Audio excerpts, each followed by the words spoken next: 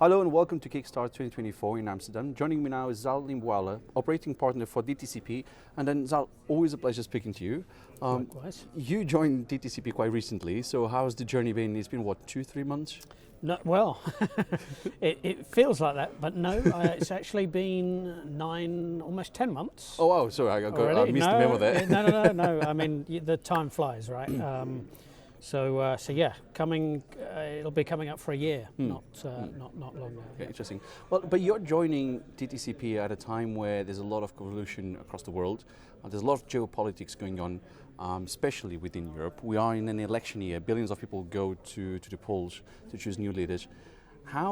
First question, 2 questions out of this. First is, how does that impact digital infrastructure investment? We can focus on Europe for this conversation. And then 2, how is DTCP navigating that and when making decisions about digital infrastructure investment? Sure. So, I think, as you said, right, there's just been a huge amount of, let's say, instability, right, in that geopolitical environment in Europe, as we well know.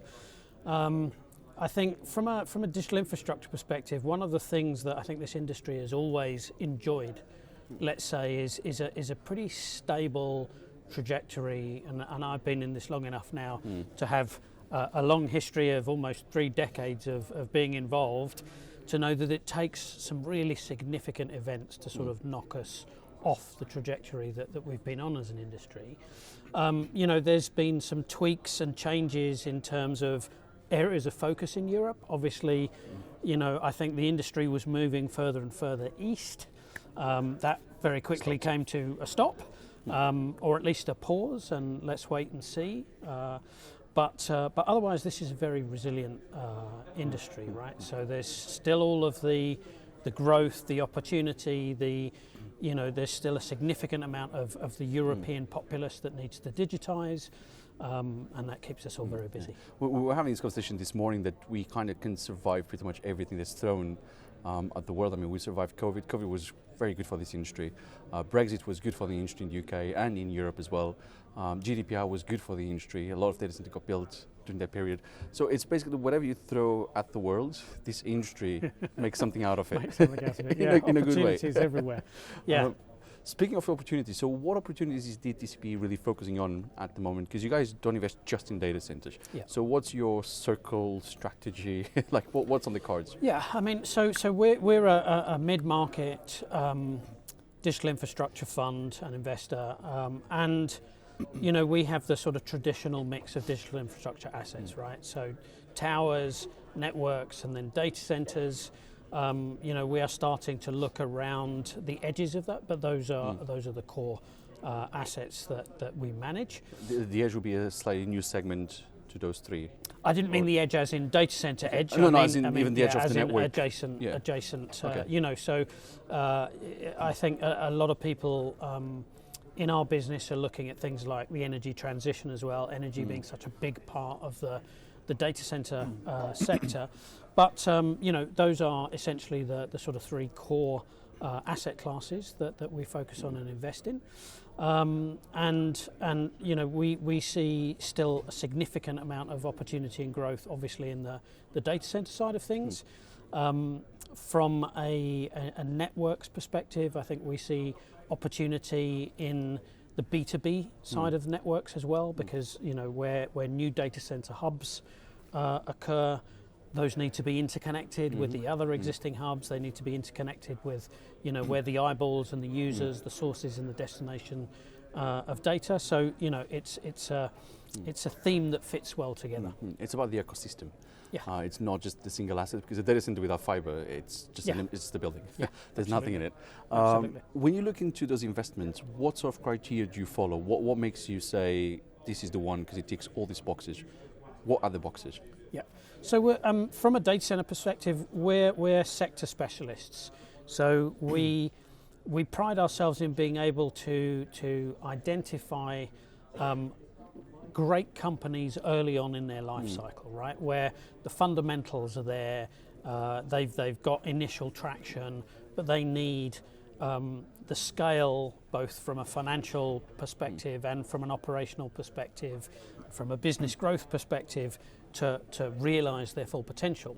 So we really see ourselves and class ourselves as company builders in this sector, where, you know, unlike some of the other investors, we tend not to compete in the big auctions. We're not necessarily looking for fully stabilised assets. We're you know, really looking to invest in that earlier stage, but really with the great growth ahead. And in the core markets, and I think that's reflected, you know, in main cubes, which is our primary data center asset. Interesting. And I guess in Europe, also the other big topic beyond AIs and powers and all this sort of stuff, it's regulation, it's policy. So that's changing a lot. There's a lot of things coming. There's a lot of things that have already arrived at our own doorstep. How do you guys navigate all that? And then what do you make of regulation at this point in time?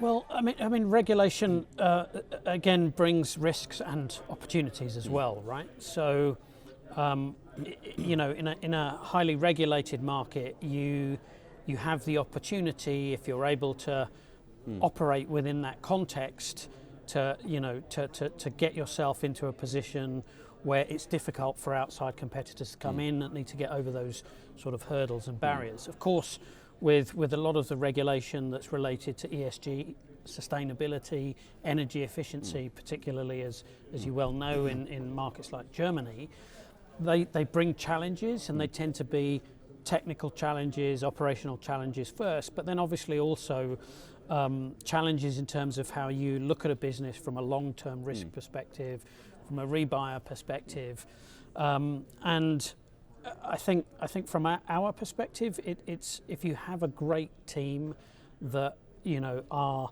able to take the sort of history that they've learned with and apply that to what they know will come in the future, you can keep yourself, you know, reasonably well ahead of those impacts and sort of build yourself into a position where, when it actually turns from a lot of talk into an actual new part of law, for example, the German energy efficiency law, you're all ready to deal with that.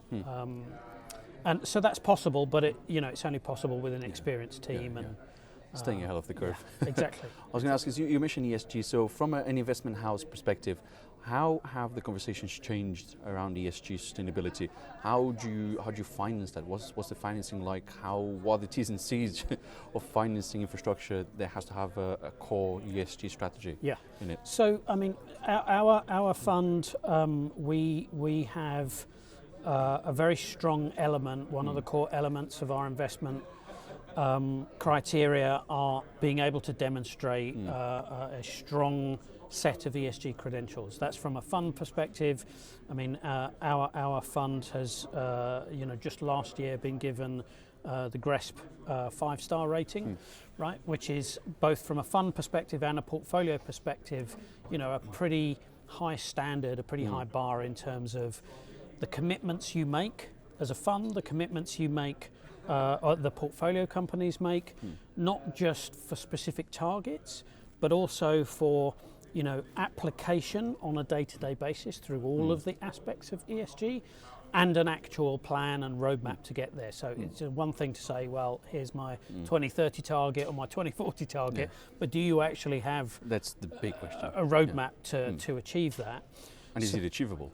I think that's the other side of the conversation now as well. Yeah, I mean, like any performance-related target, they should stretch you, but they need to be achievable at the end of the day as well. And I think, while in the data center sector, there's been a lot of talk, in this industry over the last 10 years. I remember some of the first conversations we had as an industry about sort of being able to operate in what will become a more and more regulated environment. Our customers clearly have, big publicly visible brands. They make their own, fairly bold commitments. And that obviously backs itself all the way off, down through the supply chain. So I think as an industry, we've had a good decade behind us of preparing to actually materialize some of these commitments that we're making. Because sometimes we do, well, I guess the outside world does get a bit stuck on what data centers are doing, but sustainability-wise, we're actually doing a lot better than some other industries around the world, and being quite innovative with the reuse of some of the waste within the data center space itself. I was going to ask from a capital perspective, do you have any plans to go out there and raise more money, more capital? And if so, what's the plan? Any new funds coming?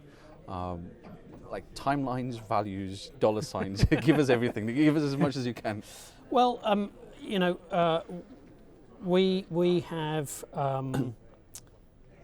we have just closed our second infrastructure fund. So obviously we're in the stages of planning for the third. We have a good amount of that committed already, and those businesses in the fund again on a solid, stable trajectory of where they're headed to, and we're managing that and supporting those businesses on that trajectory.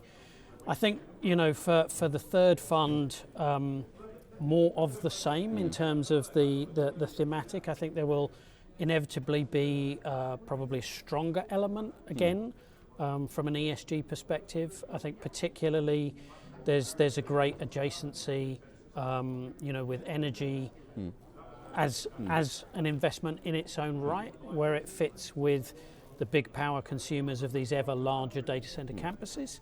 But yeah, absolutely, that's the path we're headed on next. Okay. And we're nearly done with the hard questions, but one more for you. What's the role of public-private partnerships in the digital infrastructure space in Europe?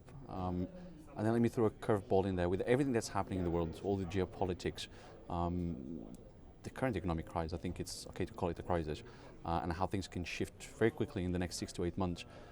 How can those partnerships also be affected?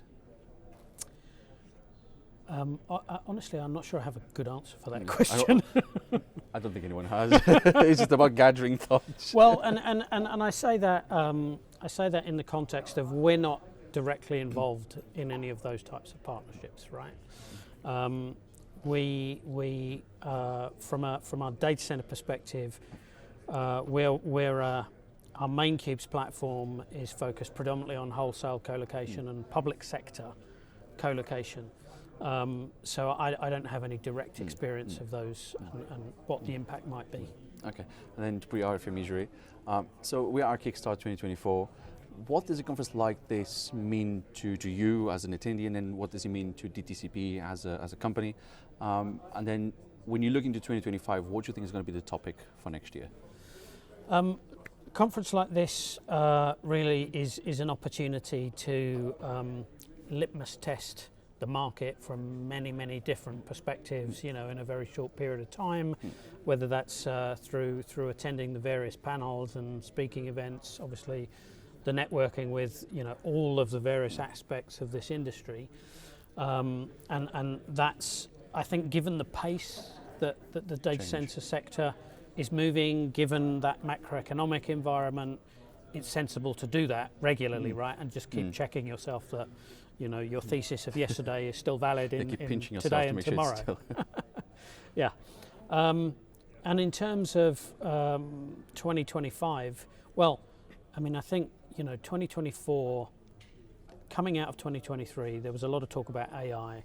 I think 2024 in Europe will be where we start to see some of the talk turn into action.